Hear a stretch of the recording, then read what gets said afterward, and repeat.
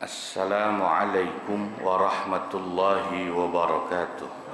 Waalaikumsalam warahmatullahi wabarakatuh. Bismillahirrahmanirrahim. Alhamdulillahi rabbil alamin. Wassalatu wassalamu ala sayyidina Muhammadin Sallallahu alaihi wasallam. wa ala alihi wa sahbihi ajma'in.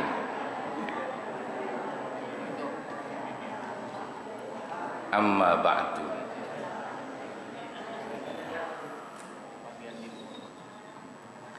Al-mukarramun wal mukarramat, para guru, para asatir, para sesepuh wabil khusus Bapak Dr. Andes Kiai Haji Muhammad Ja'far, Bapak Kiai Haji Ahmad Habibi, Bapak Ustadz Abdul Hamid Mustafa Al-Hafidh,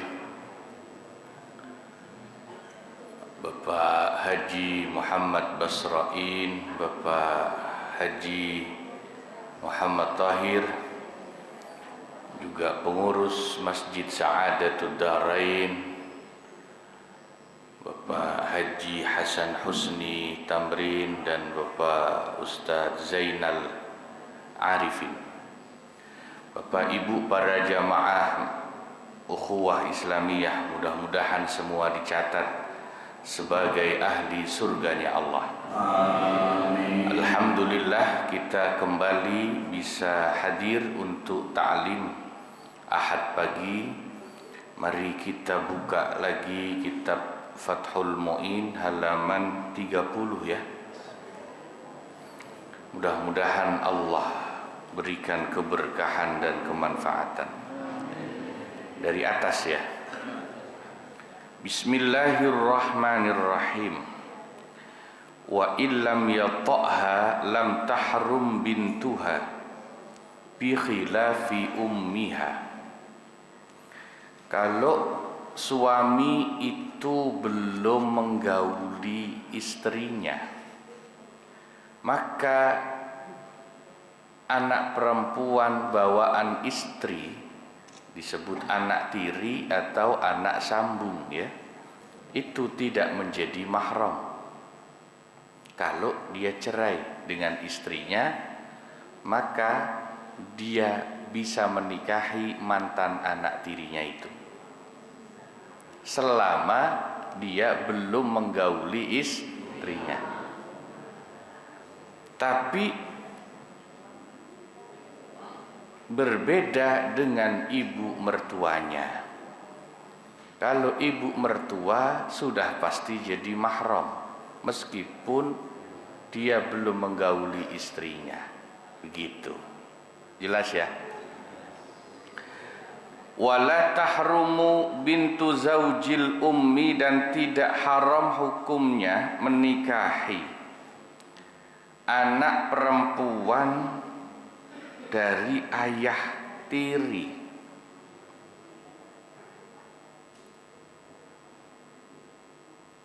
Paham gak nih?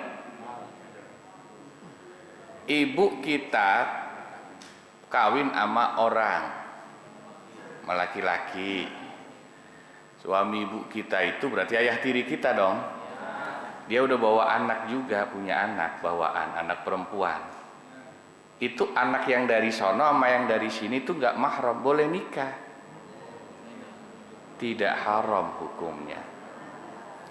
Ya cuman lucu aja gitu. Bapak sama mamanya kawin, anak sama anak kawin gitu. Ya lucu, seru juga sih kalau ada. Iya. Tuh begitu ya. Wala ummu zaujatil abi, dan juga tidak haram menikahi ibunya ibu tiri. Ibunya ibu tiri. Ibu tiri kita punya ibu gitu.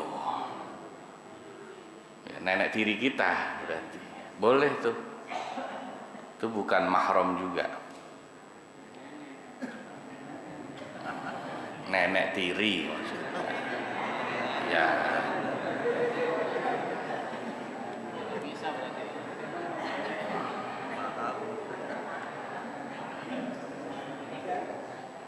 Wal ibni, dan ibu mertuanya anak. Ya, ibu mertuanya anak kita. Besan. Besan itu bukan mahram. Anak kita kawin sama orang. Nah, ibunya mantu kita nih besan dong sama kita. Tuh boleh nikah sama kita.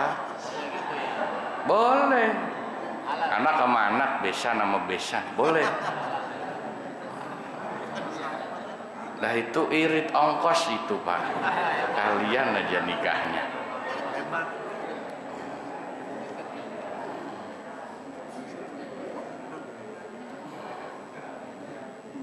Nah ini pentingnya ngaji, jadi tahu hukumnya. Waman wati'a imra'atan. Dah itu udah jelas ya. Barang siapa menggauli perempuan bimilkin, karena dia itu adalah miliknya, milik itu budaknya maksudnya. Au syubhatin minhu, atau digauli karena ada syubhat dari si laki-laki.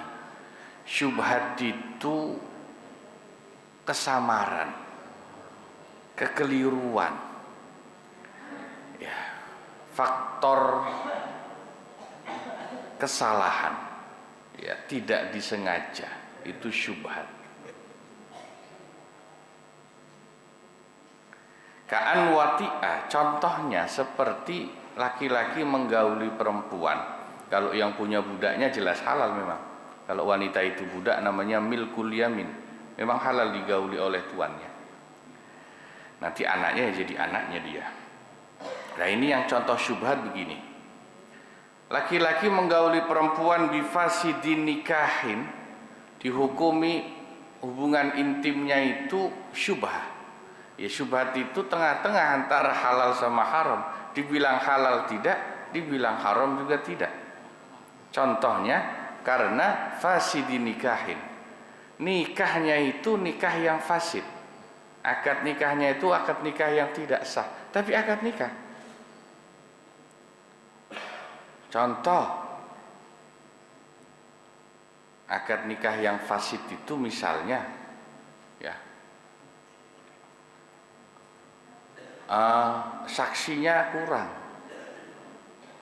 Itu kan saksi itu kalau kurang menyebabkan akadnya fasid, tidak sah.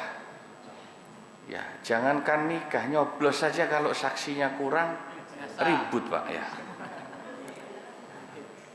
Apalagi akad nih, misalnya saksinya cuma satu orang, nikah sepi-sepian gitu.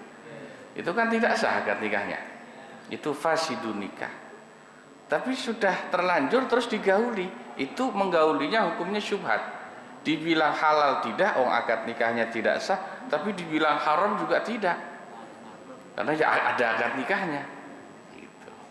Au syira'in, atau membeli budak yang pembeliannya itu juga fasid, tidak sah. Kalau sah jelas dia beli sebagai budaknya, halal digauli. Tapi kalau membelinya itu juga akad jual belinya tidak sah syira', maka menjadi masalah ketika digauli. Contohnya, misalnya akad jual beli yang tidak sah itu, ada orang mau jual budak perempuan, saya beli berapa? Ya, terus dibawa. Ya udah saya beli. Itu yang punya budak perempuan belum bilang iya. Berarti kan belum ada ijab qabul jual beli yang jelas. Tapi udah main dibawa, dia pikir dikasih. Gitu. Ntar duitnya saya transfer gitu. Dia pikir kata yang beli udah sah. Kata yang jual, kan gua belum bilang iya, kenapa lu main bawa? Itu akadnya fasid jual belinya. Tapi sudah kadung dicobain Pak, misalnya, itu syubhat nanti hukumnya. Au bidzanni zaujatin. Tapi kalau jual beli budak sudah nggak ada sekarang ya. Atau syubhatnya juga karena orang atau laki-laki salah mengira perempuan yang dia tiduri itu adalah istrinya. Ternyata bukan. Salah masuk kamar.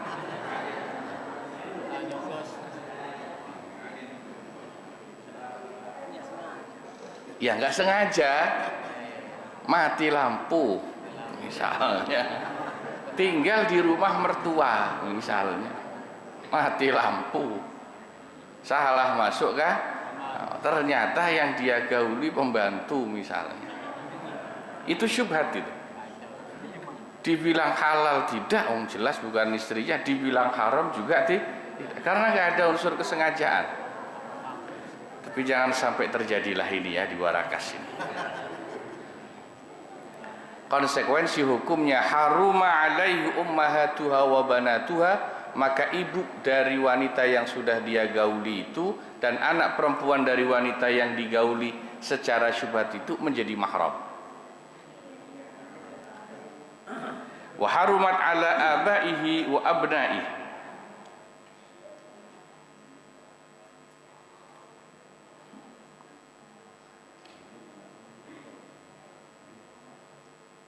dan juga menjadi mahram bagi ayahnya dan anak laki-laki dari laki-laki itu. Ibu dan anak perempuan dari wanita yang digauli tidak hanya mahram buat kita, tapi mahram buat bapak dan anak kita. Li'annal wat'a bimilkil yamin, karena menggauli dengan landasan milkul yamin, budak itu nazilun bimanzilati aqdin nikah, kedudukannya seperti akad nikah. Kalau budak sudah digauli itu hukumnya sama seperti akad nikah, halal. Jelas. Wa bi syubhatin, adapun menggauli wanita karena syubhat tadi yang ada beberapa contohnya tadi, yuthbitu an-nasabah, tidak menjadikan itu kemudian menjadi nikah dan suami istri yang sah, tapi berkonsekuensi menetapkan nasab. Kalau wanita itu hamil, nasabnya nyambung ke bapaknya, dianggap anaknya. Wal iddah, dan berkonsekuensi adanya iddah bagi si perempuan itu seperti wanita sudah dinikahi. Kalau cerai ada iddahnya. Kenapa? Lihtimal lihamliha minhu, ya, karena memungkinkan hamilnya si perempuan itu dari laki-laki itu, atau memungkinkan wanita itu mengandung anak dari si laki-laki, maka nasabnya nyambung, iddahnya juga ada. Kalau sesudah itu dihitung iddah, ya, sawaun, sama saja, awujida minha syubhatun aidon amla, apakah syubhatnya itu, kekeliruannya itu juga terjadi dari pihak si wanita ataupun tidak. Maksudnya begini, contoh salah masuk ke kamar, ini kan yang salah berarti laki-lakinya dong. Lah kok yang perempuannya mau saja?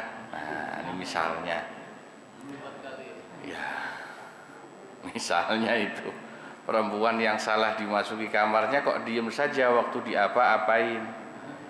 Nah, berarti kan perempuannya sebetulnya tahu, tapi diem saja, itu berarti tidak ada syubhat dari pihak perempuan.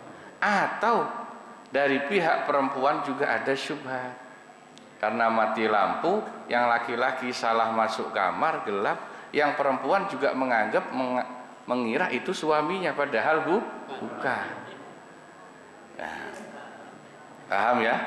Syubhat itu kemungkinan terjadi dari kedua belah pihak, baik si laki-laki atau perempuan, atau mungkin hanya satu pihak, laki-lakinya yang salah masuk kamar, kekeliruan. Berarti si perempuannya tahu sebetulnya kalau itu bukan suaminya, tapi diem saja.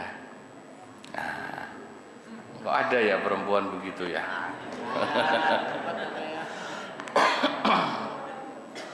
Itu tetap hukumnya dihitung syubhat, gitu loh maksudnya. Ya Allah, nah ini ya fikih itu begitu. Ya ilmu fikih itu ya begitu memang ya. Kadang-kadang sampai kemungkinan yang paling kecil itu dibahas. Karena itu kemungkinan itu mungkin terjadi dalam kenyataan. Ya contoh saja tentang masalah orang sholat lupa tidak tahiyat awal. Tahiyat awal itu hukumnya sunnah apa rukun? Sunnah ya. Sunnah apa namanya? Sunnah abdu ya. Yang kalau lupa tahiyat awal sholatnya tetap sah ya, tapi disunnahkan untuk sujud sahwi. Itu kan namanya sunnah abdu. Kalau lupa tahiyat awal tetap sah, tapi nanti sebelum salam sunnah sujud. Itu kalau lupa. Nah, pertanyaannya, kalau sengaja nggak tahiyat awal, pernah nggak ngaji segitu sampean? Belum ya? Wah, makanya ilmu fikih itu ilmu yang kritis. Misalnya orang kritis, Pak itu kan kalau lupa, kalau saya sengaja aja nggak tahiyat awal gimana Pak? Wong sunnah ini saya buru-buru lah. Sholat maghrib rakaat kedua nggak pakai tahiyat awal, bukan lupa, emang saya sengaja. Sah nggak tetap sholatnya? Pertanyaannya. Hah? Lo kok bisa nggak sah itu gimana? Wong hukumnya sunnah. Hah? Nah ini ilmu fikih itu rasional. Ya. Karena dari awal ulama menghukumi tahiyat awal itu sunnah bukan rukun sholat, maka meskipun sengaja nggak tahiyat awal tetap sah, cuman ya tetap nanti sunnahnya sujud sahwi. Nah semua mazhab mengatakan itu kecuali mazhab Hambali. Kalau mazhab Hambali bilang tidak sah. Tapi artinya kan mayoritas ulama fikih mengatakan tetap sah, termasuk madhab kita, madhab Imam Syafi'i. Tapi ya ada tapinya ini ilmu itu ngajinya harus tuntas.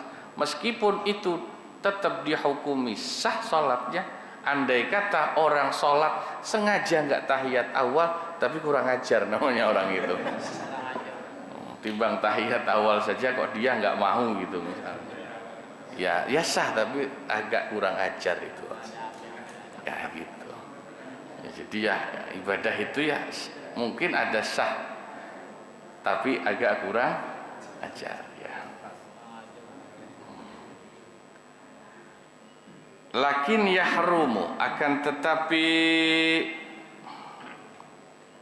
haram hukumnya alal wati'i, bagi laki-laki yang menggauli bisyubhatin, karena ya kalau terjemahannya kekeliruan ya syubhat itu, kalau bahasa kerennya ya apa, kekeliruan itu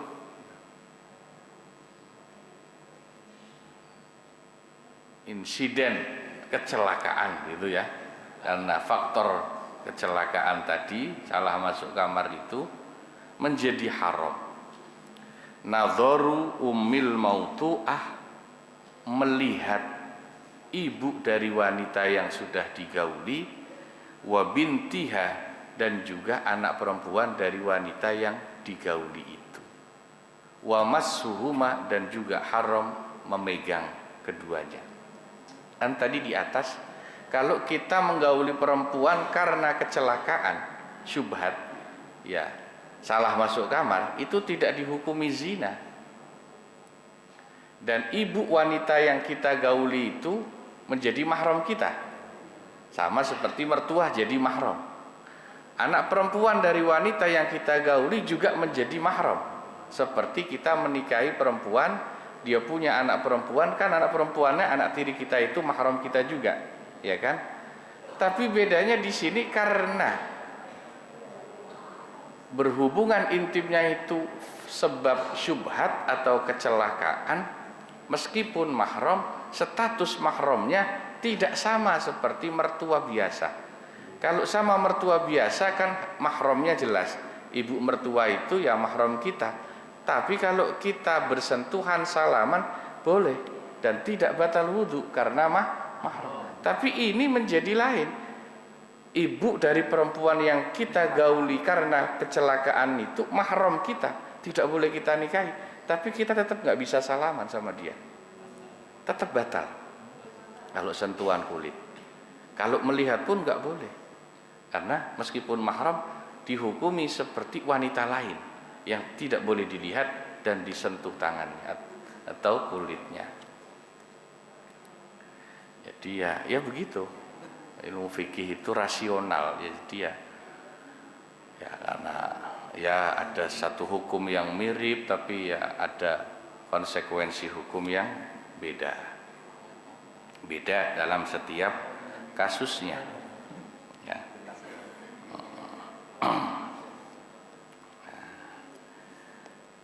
Baik, jelas ya.